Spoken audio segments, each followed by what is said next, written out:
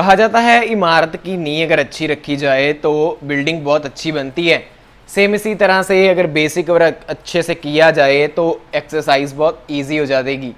आज हम क्लास 11 की एक्सरसाइज 5.2 का बेसिक करेंगे। इसमें हमने तकरीबन दो बातें करनी है। एक तो हमने अर्गेंट प्लेन के बारे में बातचीत करनी है और दूसरा हमने पोलर रिप्रेजेंटेशन के बारे में बातचीत करनी है।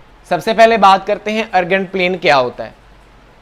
याद कीजिए जब आप छोटी क्लास में पॉइंट ड्रा करते थे, जब मान लो आपका एक्स की वैल्यू पॉजिटिव हो और वाई की भी वैल्यू पॉजिटिव हो, तो ऐसे करके जो फर्स्ट क्वाड्रेंट में आती थी, है ना, यहाँ पर भी 3 और यहाँ पर भी 3, है ना, ऐसे करके। अगर आपका एक्स नेगेटिव हो, माइनस का ऐसे हो जाए, एक्स की वैल्यू नेगेटिव हो जाए और वाई आपका पॉजिटिव रहे, तो ये फिर इधर आता था सेकेंड क्वाड्रेंट में, है ना, ऐसे करके।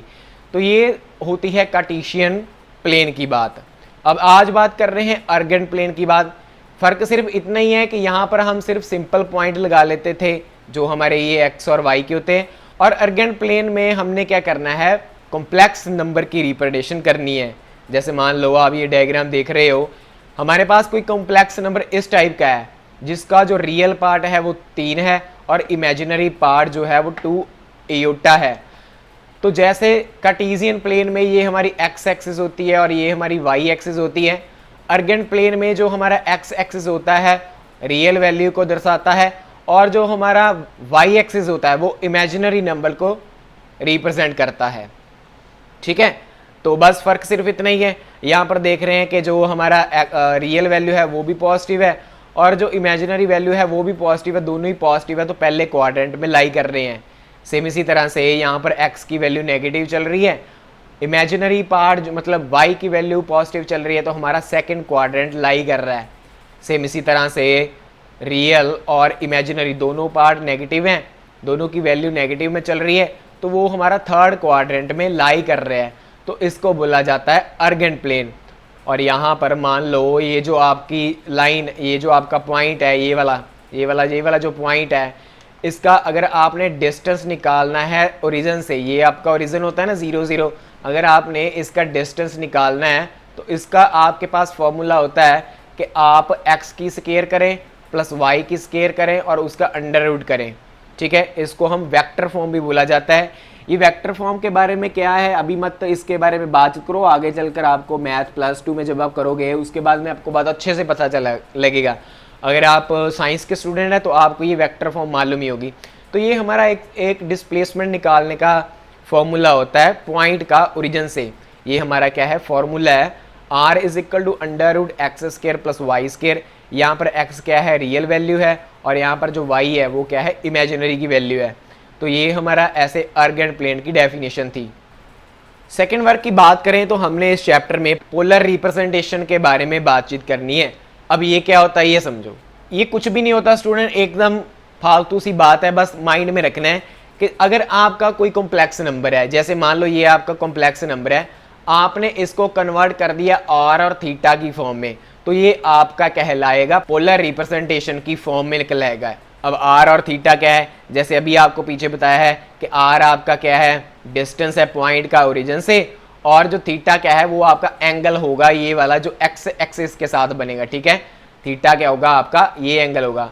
अगर आपने जो आपका कॉम्प्लेक्स नंबर है उसको आपने r और थीटा की फॉर्म में बना लिया तो वो कहलाएगा पोलर रिप्रेजेंटेशन की है आप लोगों ने। अब r और थीटा फॉर्म मतलब z = r cos theta plus iota sine theta, मतलब अगर आपका कोई कॉम्प्लेक्स नंबर है z = 3 + 4 अयोटा, आपने इसको कन्वर्ट कर दिया इस फॉर्म में, आपने इसको कन्वर्ट कर दिया इस r cos theta plus iota sine theta की फॉर्म में।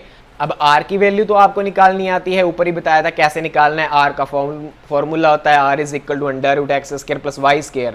पंगा पड़ता है थीटा निकालने में। बहुत से स्टूडेंट 99% स्टूडेंट पहली बार गलती करते हैं थीटा निकालने में, क्योंकि थीटा निकालने का एक रूल है, वो क्या है, ध्यान से देखिएगा।